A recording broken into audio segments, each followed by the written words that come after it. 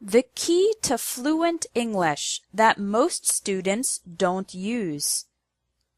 If you speak with a lot of pauses and hesitations, but you want to speak fluently and naturally like a native speaker, the secret is learn to think in English.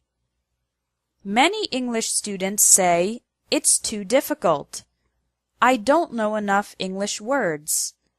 I need to think in my native language and translate." However, thinking in your native language and translating results in sentences that don't sound natural in English because the sentence structure is often different in English and your native language. In addition, it takes too much time to think and translate when you're in a conversation, leading to pauses, hesitations, and the inability to speak fast and fluently. So, here is how you can learn to think in English from the beginner level to advanced. Level 1 is thinking in individual English words.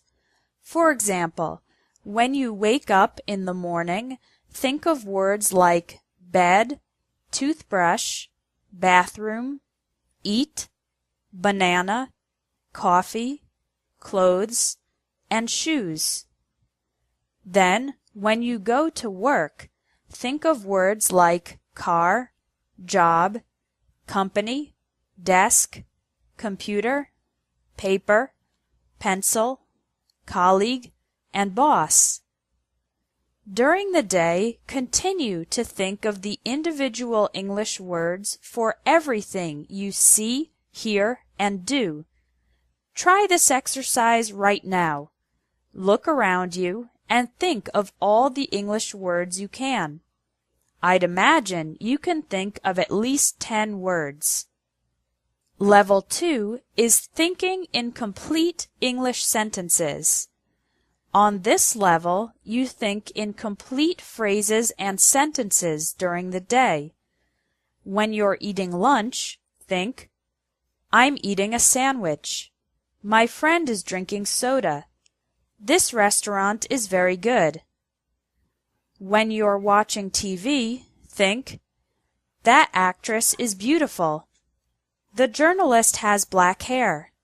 He's talking about politics." It's okay if the sentences are very simple. The most important part is to practice and develop the habit of thinking in complete sentences.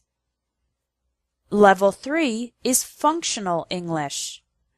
On this level, you imagine having to use English for everything that you need to do. After every time you speak in your native language, think of how you would say that in English. For example, how would you buy a train ticket or order a drink in an English-speaking country? "A round-trip ticket to Central Station, please. Could I have a lemonade with no sugar?" This helps develop your English for real-life situations, even though you are only thinking and not speaking. If during this exercise you don't know how to say something, check your dictionary later.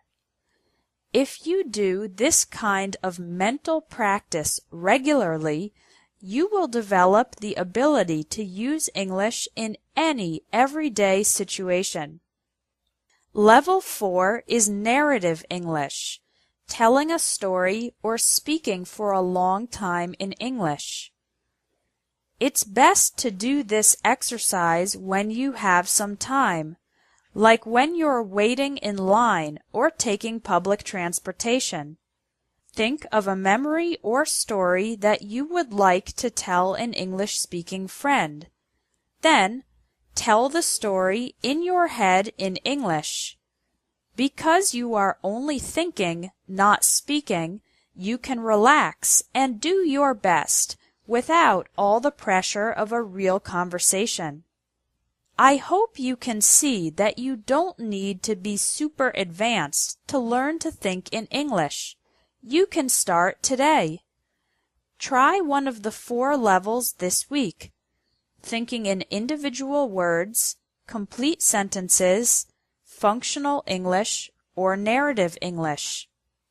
Thinking in English is the biggest tip for increasing your fluency because it makes you more confident and helps you speak more easily without hesitation. The next lesson is about correcting your English errors.